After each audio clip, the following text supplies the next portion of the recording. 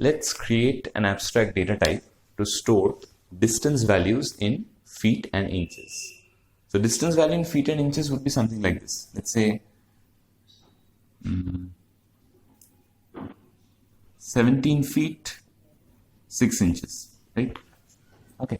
So what is the relationship between feet and inches? 1 feet is equal to 12 inches, right? 1 feet is equal to 12 inches. Now, the first thing that you need to keep in mind is, can I represent a distance? Can I represent a distance in feet and inches, in feet inches format, using any of the built-in data types? Obviously not. So if I cannot represent my distances in feet and inches in using any of the built-in data types, what do I need to do? I need to create a data type of my own. How do I create a data type of my own in C programming?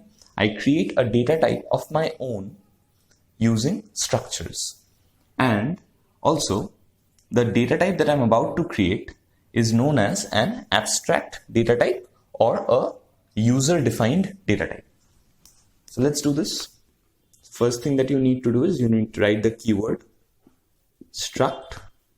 Then you need to give it a name. This name is the name of the new data type. This is the name of the abstract data type you're creating. Now feet will always be a whole number. So I'll take it as an int, and inches will be in decimals. So I'll say float inches. Like it can be in decimals, okay? Right? So this takes care of it. Now how do I create a variable of this type? I write struct and then I write distance and then I create a variable of this type. This is the data type. Now I have to create a variable of this type. Let's say I call my variable d1 and I give it a value of, let's say 18, 2.4, right? So what will happen? You will get a block of memory. The entire block can be referred using D1.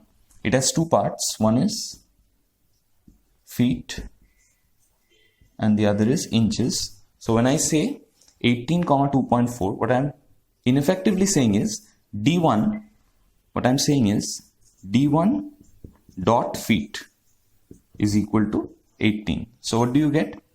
This becomes 18 and 2.4 goes to inches. So D1 dot inches is equal to 2.4. So this part gets 2.4. So this is how I can create a new data type to store my distance values. I hope this helps. Thank you.